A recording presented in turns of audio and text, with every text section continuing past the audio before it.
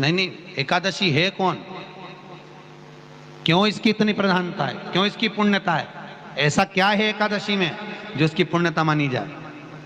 कौन है ये जो भगवान नारायण तक एकादशी का व्रत करते हैं? सुभद्रा जी को भगवान जगन्नाथ ने, जगदीश ने एकादशी का व्रत कराया था।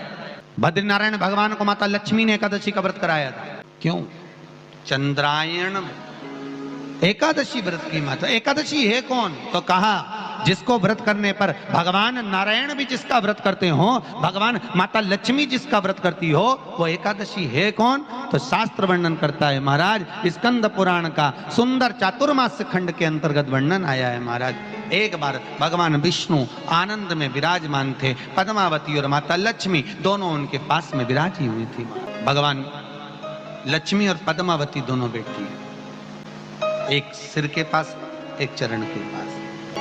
कुछ समय बाद वहीं पर ब्रह्मदेव का आगमन हुआ और ब्रह्मा जी आगमन पाकर भगवान नारायण पद्मावती से लगकर उठे और उठकर लक्ष्मी की ओर झुके।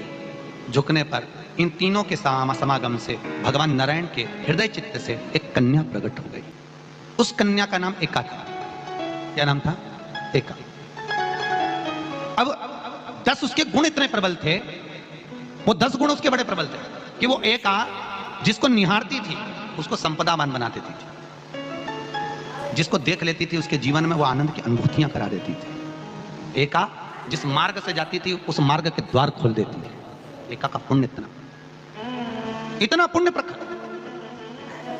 पद्मावती और लक्ष्मी ने कहा महाराज ये बेटी आपके द्वारा निर्मित हुई है, इसका कन्यादान करना चाहिए। हमारे यहाँ हिंदू धर्म में रीति है, जिस दिन कन्यादान करा जाता है उस दिन व्रत रखा जाता है। अब आजकल रखते कि नहीं रखते मालूम नहीं, और कन्यादान करते समय व्रत रखा जाता है। व्रत रखना, एका का कन्यादान करना है। भगवान बोले कन्यादान करें, किसको दें? एका किसको दी जाए? एका प्रदान किसको करी जाए? पुण्यता किसको दी जाए?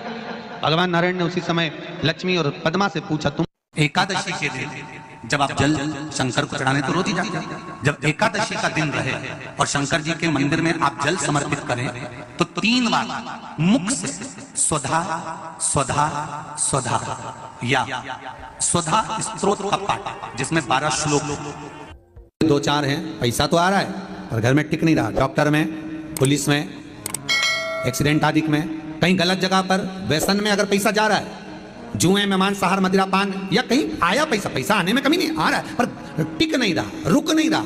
कोई मांगने आ गया, दे दिया, फिर वहां से अपने पास नहीं आ रहा, अपन कह रहे हैं भैया हमारा पैसा लौटा दो, नहीं आ रहा। तो महाराज शिव महापुराण की कथा कहती है एकादशी के दिन गंगा के जल में मात्र 7 बेलपत्री डालकर, जो नंदीश्वर भगवान अर्थात जो शंकर जी के शिवलिंग के सामने नंदी होता है, उस नंदी के चरण पर गंगा का जल चढ़ाकर बेलपत्री शिव पर समर्पित कर देता है, उसके घर में रुपया रुकना चालू हो जाता है। फिर वो गलत जगह पर नहीं जाता, गलत स्थान पर वो धन जाएगा ही नहीं। तूने समझा, मांग तुझे क्या चाहिए?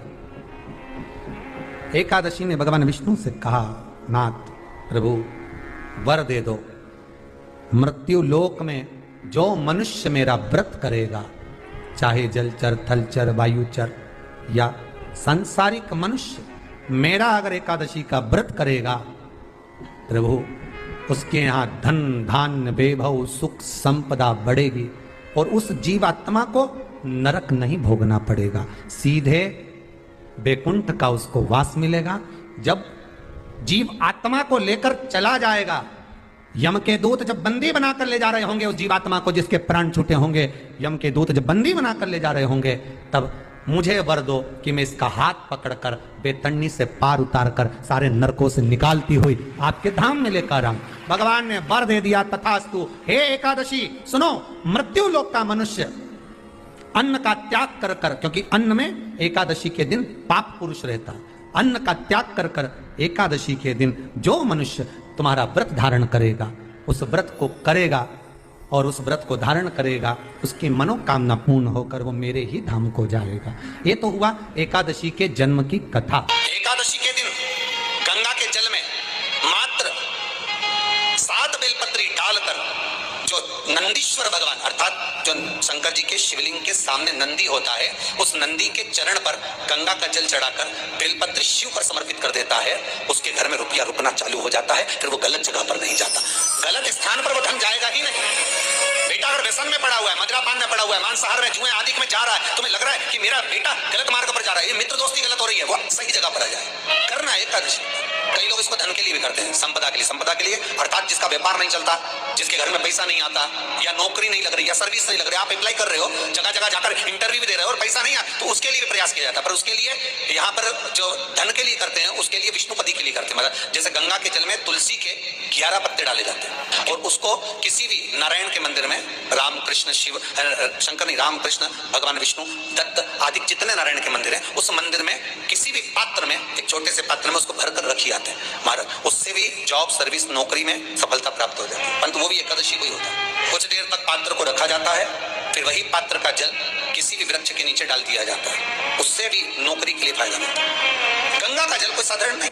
दशमी, एकादशी और द्वादशी, इन 3 तिथियों पर एक रोटी में थोड़ा सा मीठा रखकर सोमक पितृ का नाम लेकर यदि गाय को खिला दिया जाता है, तो अगर कोई पूर्वज प्रेत योनि में भी पड़ा हुआ होता है, भटक रहा होता है, जिसको पिंड नहीं मिला, जो अचानक मर गया होता है, अधोगति में चले गया होता है, उस जीव की मुक्ति दशमी, एकादशी और द्वादशी, ये 3 दिन सोमक पितृ का नाम लेकर रोटी में, पूड़ी में मीठा रखकर अगर गाय को खिला दिया जाता है, ये 3 दिन तक, तो वो पितृ कभी भटकते नहीं है, उनको मुक्ति प्राप्त हो जाती है मोक्ष में।